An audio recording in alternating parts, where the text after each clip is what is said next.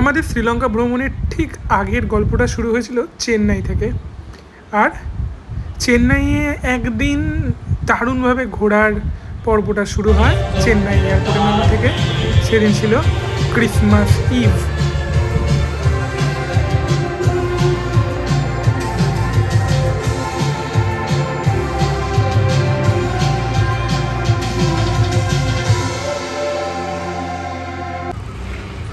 আমরা এখন ঘুরতে যাচ্ছি সপ্তম শতকের তৈরি সপ্তেশ্বরী মন্দির। এটা পাল্লবরা তৈরি করেছে, এটা শিবের উদ্দেশ্যে এটা আমাদের এই মন্দিরটা উৎসর্গীকৃত।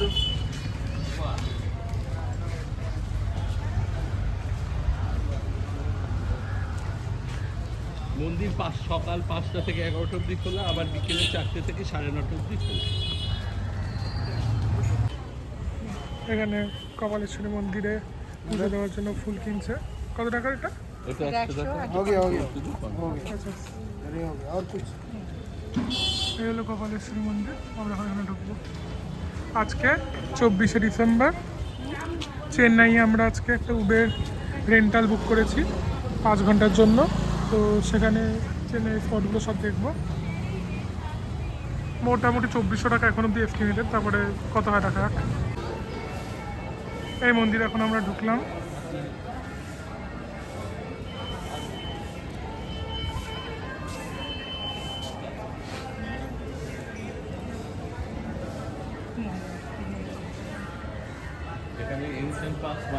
এই যে এখানে সবাই চুলে ফুল লাগিয়েছে, 50 টাকা করে নিয়েছে এটার জন্য।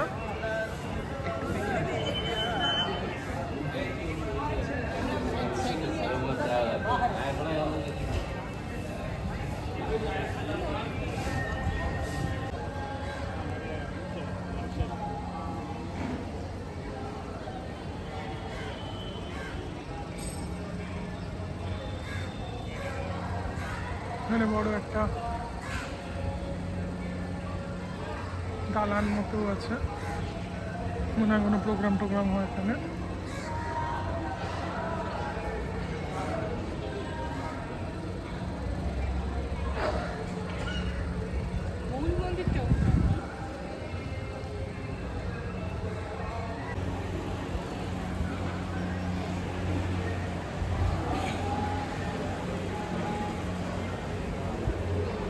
ফটো তোলা নিষেধ ওখান থেকে, তাই আমি তুলছি না।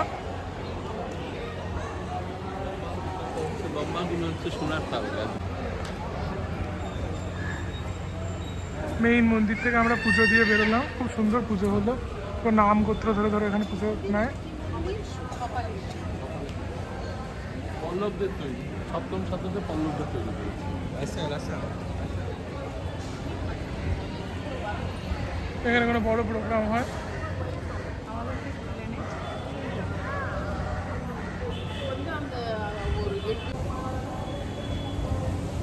সেক্রেটারি, এদিকে গাইশালা মন্দিরে।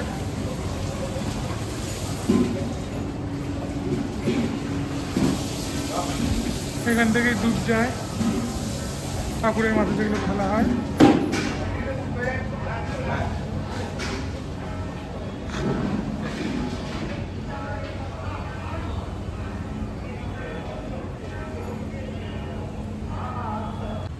মন্দিরে ঢোকার মুখে এইসব ফুলের মালার দোকানগুলো, খুব সুন্দর এই ফুলগুলো।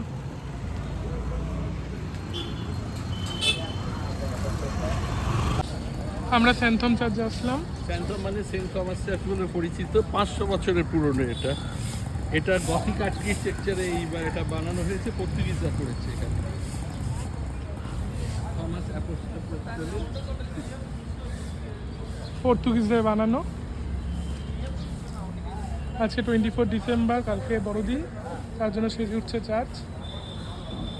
আজকে তো অনেক প্রোগ্রাম হতে পারে, এবং হবেও মনে হচ্ছে। যে চেয়ার টেয়ার এসছে।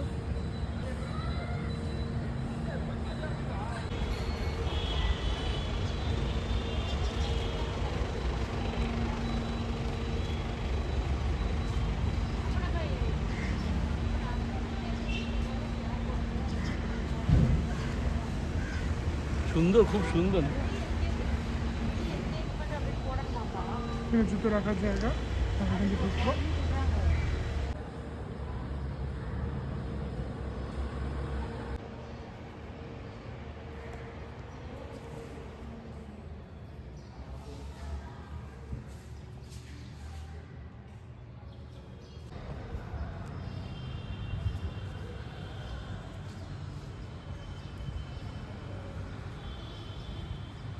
Saint Thomas, Saint Thomas. কাল ক্রিসমাস বলে খুব সুন্দর করে সাজানো।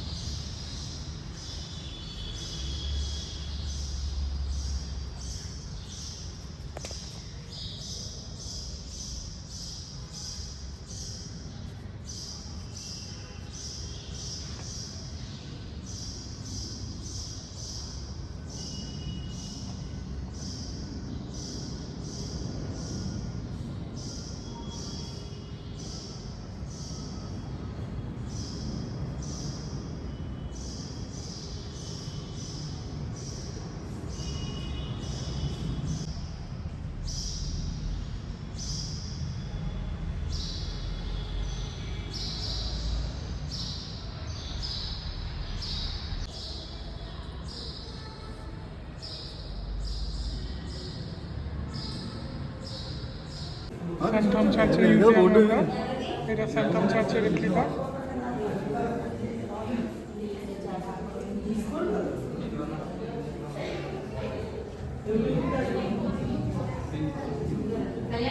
And this Christmas, সেন্ট থমাসের বোন আছে এর মধ্যে এখনো।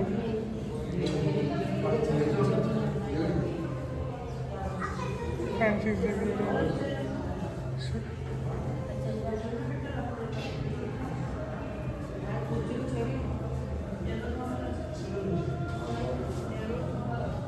এগুলো পোপ ফ্রান্সিস।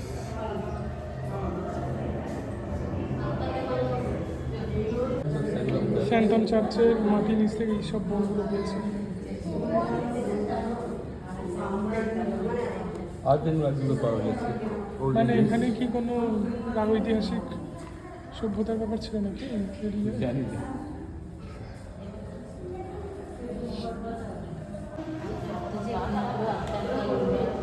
আমরা এখন আছি ওটাই নিচে সেন্ট থমাসের যে টমটা রয়েছে সেখানে, সেখানে ভিডিওগ্রাফি ফটো নট অ্যালাউড। তো আমরা এখন ওখানে ঢুকবো রাস্তাতে। এদিকে টমটা, খ্রিস্ট মূর্তি সেন্ট থমাসের টম। আমরা লাইট হাউসের সামনে দাঁড়িয়ে রয়েছি। লাইট হাউসের উপরে রেডার ঘুরছে। লাইট হাউসে সাধারণত ঢুকতে দেয়, সোমবার বন্ধ থাকে, টিকিটের কম। মিউজিয়াম রয়েছে কি অ্যাডাল্টদের 20 টাকা করে, আর এটা 10টা থেকে 1টা, 3টে থেকে 6টা এটা ঢুকতে দেয়। কিন্তু আমাদের দুর্ভাগ্য এখন মেইনটেন্যান্স ওয়ার্ক চলছে, তার জন্য বন্ধ। আমরা এসে ঘুরে যাচ্ছি মেলা।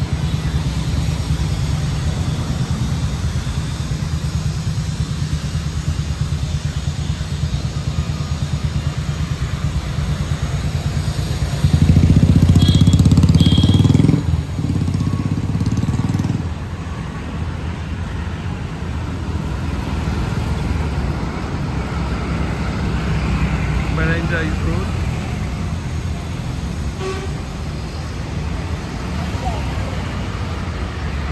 এদিকে সায়েন্স ডিপার্টমেন্ট।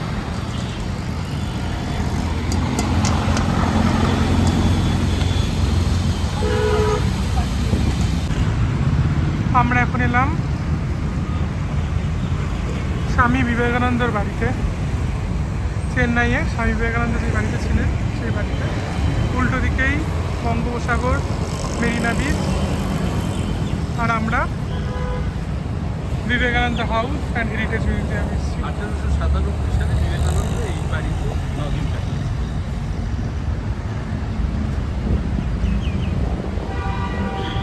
সেই আমাদের রামকৃষ্ণ মিশনের দুর্গ। মিউজিয়াম, এয়ার শো, মাইনমান আর 4D শো।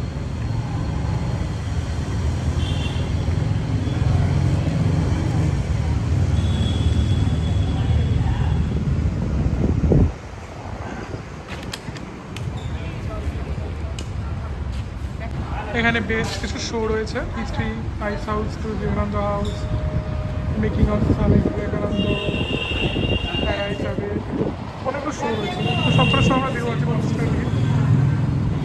আর ফোন সুইচ অফ করে দিতে বলছে, ফোন অ্যালাউ নয়, তো এই অবধি আমরা যাচ্ছি। ঠিক আছে, এখানে আমরা শোগুলো দেখে বেরোলাম। সত্যি শোগুলো খুব সুন্দর, খুবই সুন্দর। যেটা ভার্চুয়াল রিয়েলিটি শোটা ছিল সেটা তো অসাধারণ। 3D শো, তারপরে বাকিগুলো সেগুলো সব ভালো। কেমন লাগলো শোগুলো? দারুণ সুন্দর, শোগুলো খুব সুন্দর, খুব ভালো, ভালো লাগলো? খুব ভালো লেগেছে।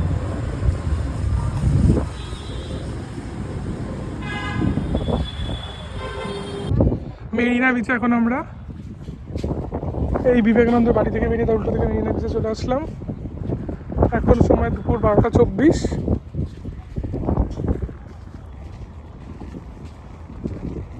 সমুদ্র অনেকটাই দূরে। এখানে সন্ধেবেলা এখানে এই দোকানপাটগুলো সব খোলে এবং জমজমাট হয়।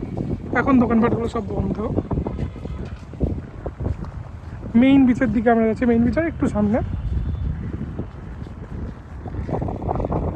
13 কিলোমিটার এই লম্বা বিচটা। এটা পৃথিবীর দ্বিতীয় বৃহত্তম আরবান বিচ। পুরো শহরের মধ্যেই বিচটা। এই তামিলনাড়ু হ্যাবিটেট ডেভেলপমেন্ট বোর্ড পাশেই। শহরের মধ্যে এত বড় বিচ পৃথিবীতে দ্বিতীয়। প্রথম কোনটা জানো? না,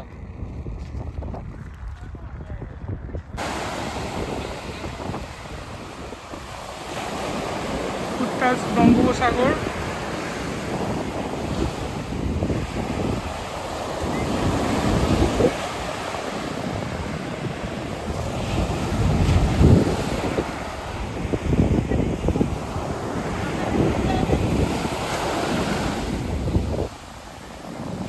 মেরিনা বিচে আমরা এখন আছি।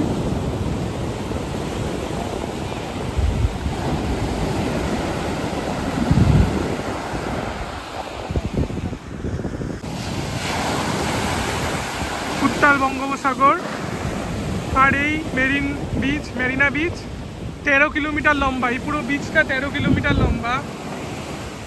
ভারতের বৃহত্তম সিটি বিচ, পৃথিবীর দ্বিতীয় বৃহত্তম সিটি বিচ এই মেরিনা বিচ। Urban beach. ওই দূরে কোথাও নৌকো দিয়ে গেছে, নৌকো দিয়ে মাছ ধরতে গেছে।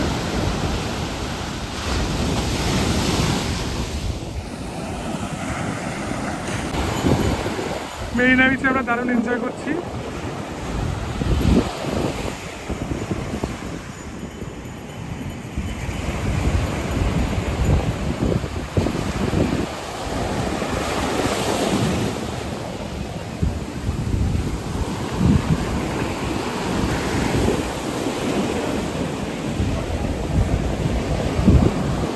প্যান্ট ফ্যান্ট সব ভিজে গেছে।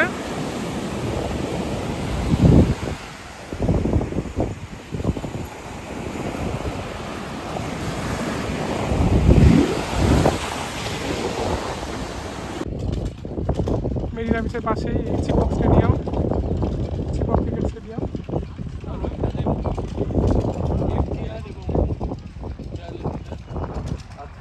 আন্না মেমোরিয়াল।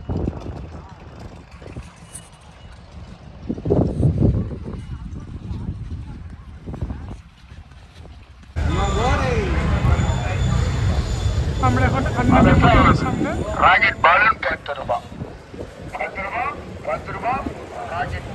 আন্না মেমোরিয়ালে কার কার আছে? জয়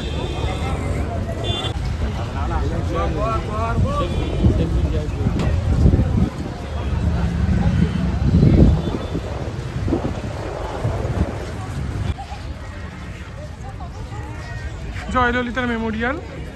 এটা কি থালাইভা মেমোরিয়াল, তাই তো?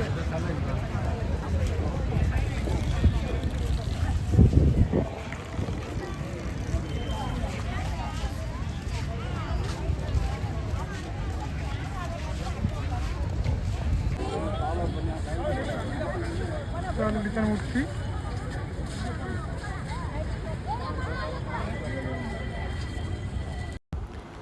চব্বিশে ডিসেম্বর হলে কি হবে, তখন কিন্তু প্রচণ্ড গরম ছিল, আর এই গরমের মধ্যে, রোদের মধ্যে আমরা জয়ললিতার মেমোরিয়াল দেখছিলাম। বেশ সুন্দর, প্রচুর ভিড়ও হয়েছিল সেদিন। হয়তো 24 ডিসেম্বর বললেই, কিংবা হয়তো বছরে সবসময় হয়।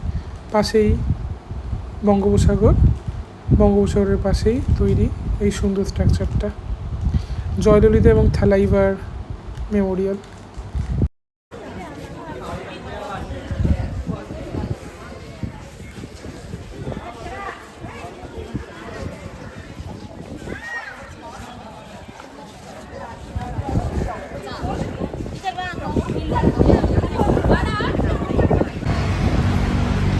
এখন আমরা এমজিআরের স্মৃতিসৌধে এসেছি। আন্না, এটা আন্না, আন্নার আজকে না,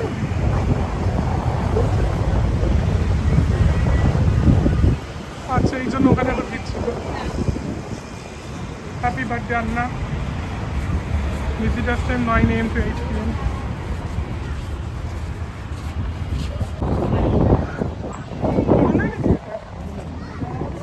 এমজিআরই করে না নিজে।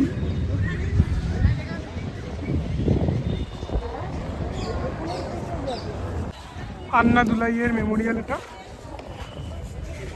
সে গিয়েছিল ফাউন্ডার প্রেসিডেন্ট অফ ডিএম। আচ্ছা, এরকম কি আমাদের পশ্চিমবঙ্গে পরে মমতারা হবে?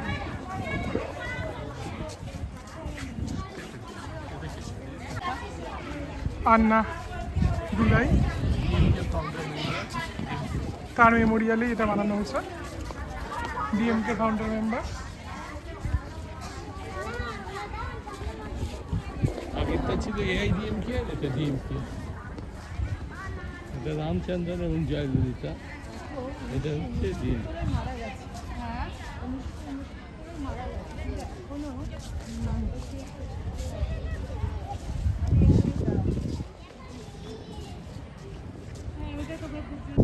এইখান থেকে মেইন লাইনটা শুরু, আন্না মেমোরিয়ালের পাশে পিছনে।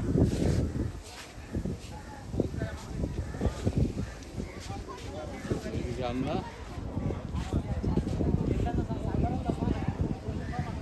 ডান দিকে ইন্ডিয়ান কোস্ট গার্ড।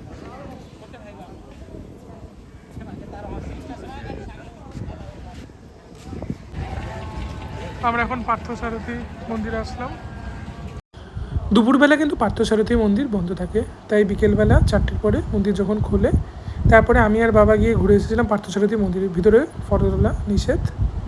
শ্রীলঙ্কা যাওয়ার আগে পার্থসারথী মন্দিরের ছবি দিয়েই আমরা চেন্নাই ভ্রমণ শেষ করলাম।